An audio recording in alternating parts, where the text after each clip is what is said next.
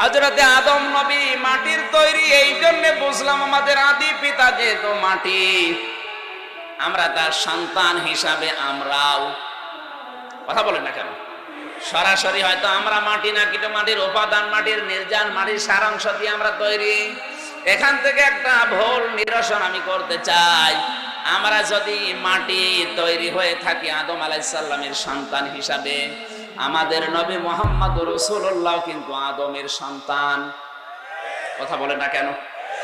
এই হিসাবে তিনিও মাটির তৈরি, নূরের তৈরি না। যারা নূরের তৈরি ফতোয়া দিচ্ছেন তাদেরকে আমি বলছি, সূরা মায়েদার 15-16 দুইটা আয়াত একটু দেখেন।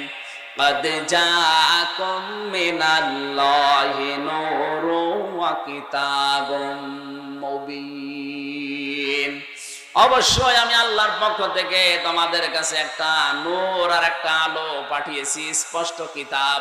এখানে নূর আর আলো একটাই, সেটা হচ্ছে কিতাব। ওনারা একটাকে নূর বলতে কোরআনে কারীম, নূর বলতে মুহাম্মদুর রাসূলুল্লাহ, আর স্পষ্ট কিতাব বলতে কোরআনে কারীমকে বুঝিয়েছে না। এটা দুইটাই যে এক জিনিস তার প্রমাণ হচ্ছে পরের আয়াত। এইজন্য কোরআনের কোন আয়াত থেকে যদি কিছু নিতে চান, তাফসীরের উসুল হচ্ছে আপনি আগের আয়াত পরের আয়াতে কি আছে এটা আগে আপনাকে জানা লাগবে। কথা বুঝতেছেন? আন্দাজে কোন আয়াত পড়ে আপনি সিদ্ধান্ত নিতে পারবেন না, কারণ তার আগের আয়াতে পরের আয়াতে কি বর্ণনা আছে, ওইটার সাথে রিলেটেড কি সম্পর্ক কি, এটা আপনাকে জানা লাগবে। এটা তাফসীরের মূল নীতি। এখানে নূর এবং কোরআনে কারীম যে এক, তার প্রমাণ কি?